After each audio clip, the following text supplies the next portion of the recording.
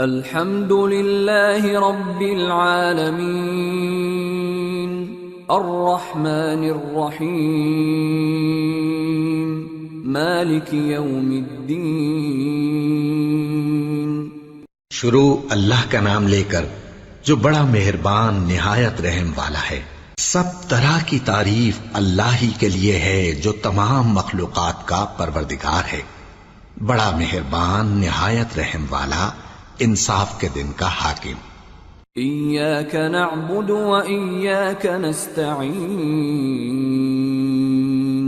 اہدنا الصراط المستقیم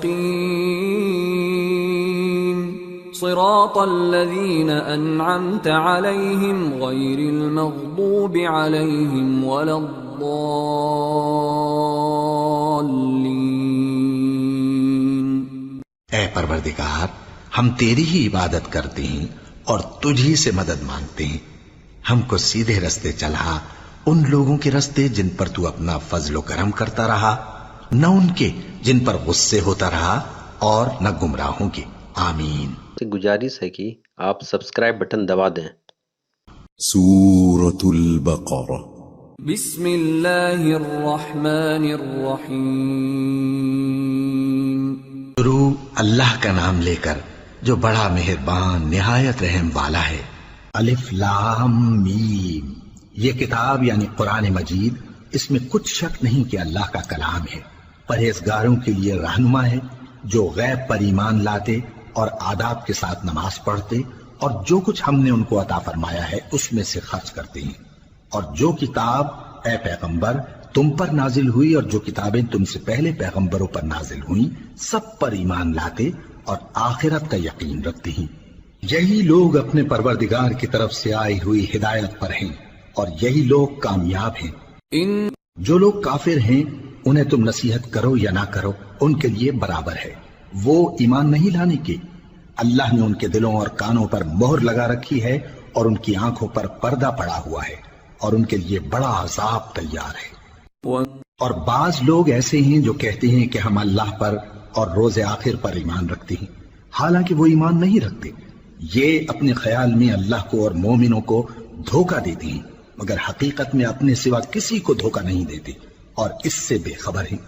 ان کے دلوں میں کفر کا مرض تھا، اللہ نے ان کا مرض اور زیادہ کر دیا اور ان کے جھوٹ بولنے کے سبب ان کو دکھ دینے والا عذاب ہوگا۔ اور جب ان سے کہا جاتا ہے کہ زمین میں فساد نہ ڈالو تو کہتے ہیں کہ ہم تو اصلاح کرنے والے ہیں، دیکھو یہ بلا شبہ مفسد ہیں لیکن خبر نہیں رکھتے۔ اور جب ان سے کہا جاتا ہے کہ جس طرح اور لوگ ایمان لے آئے تم بھی ایمان لے آؤ تو کہتے ہیں بھلا جس طرح بے وقوف ایمان لے آئے ہیں اسی طرح ہم بھی ایمان لے آئے۔ سن لو کہ یہی بے وقوف ہیں لیکن نہیں جانتے۔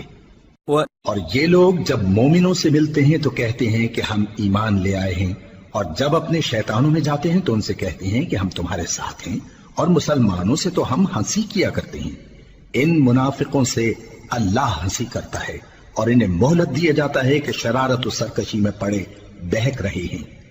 یہ وہ لوگ ہیں جنہوں نے ہدایت چھوڑ کر گمراہی خریدی، تو نہ تو ان کی تجارت ہی نے کچھ نفع دیا اور نہ یہ ہدایت یاب ہی ہوئے۔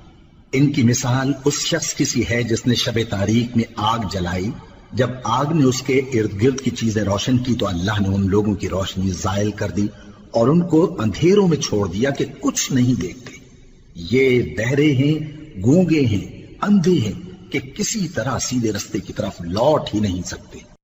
یا ان کی مثال میں کسی ہے کہ آسمان سے برس رہا ہو اور اس میں اندھیرے پر اندھیرا چھا رہا ہو اور بادل گرج رہا ہو اور بجلی کوند رہی ہو تو یہ کڑک سے ڈر کر موت کے خوف سے کانوں میں انگلیاں دے لے۔